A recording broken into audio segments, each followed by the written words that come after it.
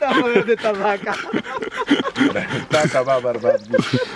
مول مکوا یار مختار څه چل دی کوو او میرا روان کړو مختار ودی نه وی ګورئ ور کا تاسو روغه شي د فیسبوک لته دي کېنه استاد راځه پیسې دي مونته پیسې ومومي اے منیرا مسلمان منیرا دا ګټه راواخله چرونه ده دا ګټه ځان ته دي چې کېدا شاته وته یو کچا کنده کېدا ګټه هم نشي کېدلی نه مړه تاسو و دیوال دلته وها بیا نه ته به اله چې زمونږ نه لګوډي چیته ته دنګ کنه اوس په زمونږ ځکه راځه ته کېنه دغه ځکه ته کېنه زده دې زبر ته پکې صحیح ما کولای پکې راځم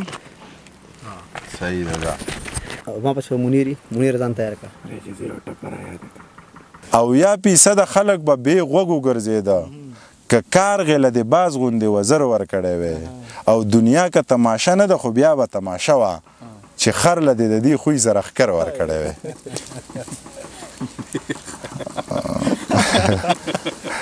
صحیح نه ده خر د خر ښکر وی چې د خر ښکر وی دا خلک ټول سوري کړي نو څومره خدمتګار دی څومره خدمتونه کوي کور دی ولا که تا خدای تا خلک نه صحیح خبره که د خر ښکر وی دا خلک به ټول هره ورځ تا ګېډه خو به هره ورځ سوری وه تا چې کور جوړ کړه لخر جوړ نه کو هغه د واړو خورونو سره راشه دا باشي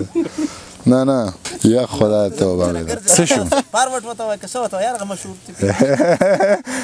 مړه ورک شه خدای دې تباه برباد که انګلیش نه درځي نو ولې یا مشهور خدای دې تباه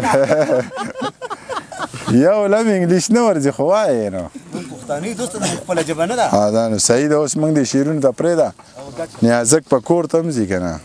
نیازکه نور څه ویم یاره وکه یو څو ټپه یې وکه تازه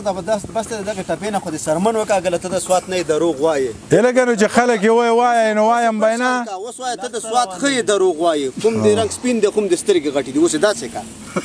ځه مړه ورک شه خدای دې تباه برباد که په هر څه کې بس تا کاري اوس چې خلک یې وایي سړی نه ګپ لګولی شي یا به ښه غلی ناست یا به راته شعر وایي نو ما خو تصویر ایسته ته سیوا خبرې ولې کې خو یا شعر وایه نو چې یاد یې راته نه وایم بیان یا شعر وایه یا غلی کېنه صحیح ده غلی به کېنه په ده به ناوخته شي چې ته راځې څه نه دي لیکلي نورو اوس مې نه وي چې دا څه هغه مې بېګا وي او څه مې تا ته اوس یو څه وي سوات کې وي نو هره ورځ خو شعرونه نه جوړېږي که نه او که نه ته په خپله څو شعرونه د ورځې جوړی په کال کې یو غزل لیکي زموږ نه هره ورځ نوي غواړې ووایه نوي ووایه بېګا چې دې لیکلي وو هغه ووایه ته ویل چې د مخې ما لیکلي او که نه ټپې وکړه راشي مختاره جوزو ځکه اویا فیصده خلک به بې غوږې ګرځېده